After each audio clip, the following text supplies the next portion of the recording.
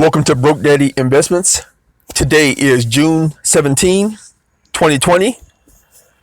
The markets finished down for the most part. Dow Jones finished down 0.7. S&P 500 finished down 0.4. NASDAQ actually finished up 0.2. Small caps finished down almost 2%. Let's look at the futures.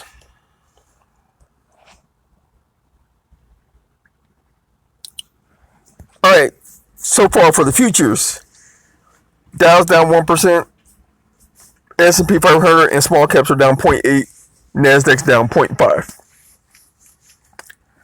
So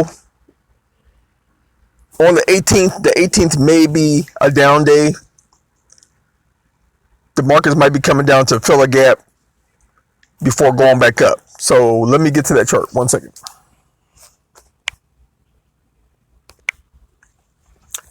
Okay, for the SPY, there was a gap area about 311. You can see that 311 area gap got filled. There's another gap below that, about 307. If you pay attention to the black dotted line, there's a small gap in there from here to here. From like 307 to like, you might as well say 307 to 308. If the markets come down, or the SPY comes down, most likely it's going to fill that gap before going back up. Preferably, it doesn't gap below that. So hopefully it doesn't jump underneath 307. If it does, the markers are going to be going down for a little bit. So hopefully in the morning, markets reverse some, come down to like the 308, 307 area, even if it comes down to 306 to make sure that we close that whole gap. And then markets should be headed up for 2 or 3 more days after that. Let's switch over to our stockpile. I know I butchered that. Stockpile account. So today we got beat up a little bit in our stash account. We're not too worried about it because there's other things that we can do to make up the gains later on. One thing we're hoping on the banks are going to be strong. So we understand there might be like a 2 or 3% correction before the markets head back up. So we're taking a gamble on that one. With that being said, we doubled our Morgan Stanley position. Goldman Sachs, we doubled that position.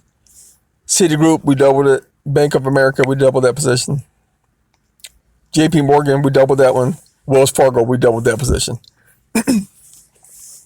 Along with the banks, we do expect the tankers to do well.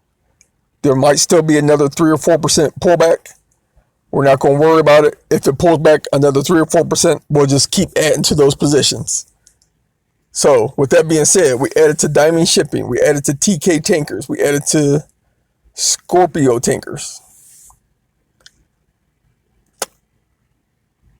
Canadian National Railway, flat. Intuit's down 1%. Toronto Dominion Bank is down 0.5%. British Tobacco is flat.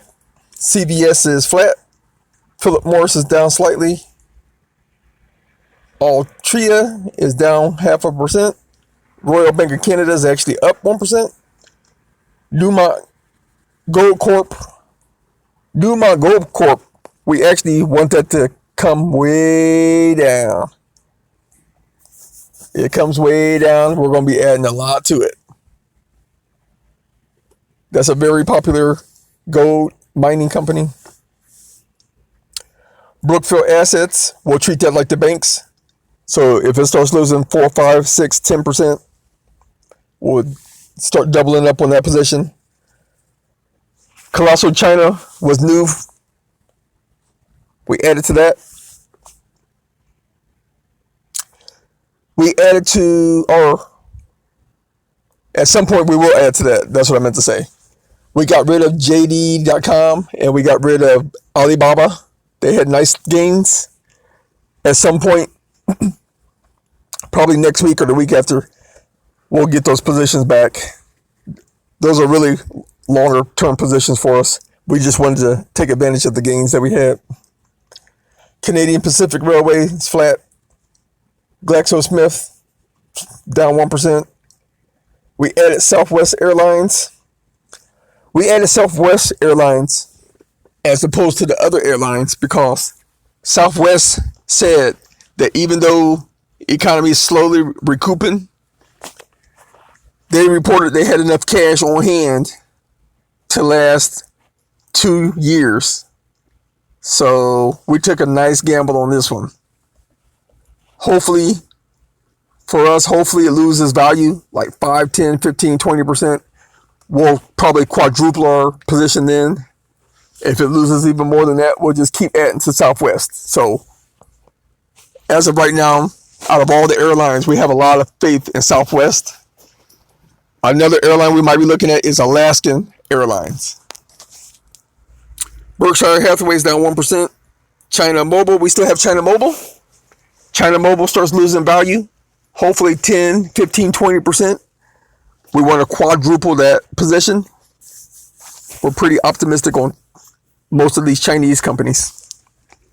Bank of Nova Scotia down 0.5%. NetEase, we reduced our position there yesterday. I believe it's another Chinese company. If it starts losing value 10, 15, 20%, we'll quadruple that position. Medtronic Medtronic's up 3%. Wow. Okay.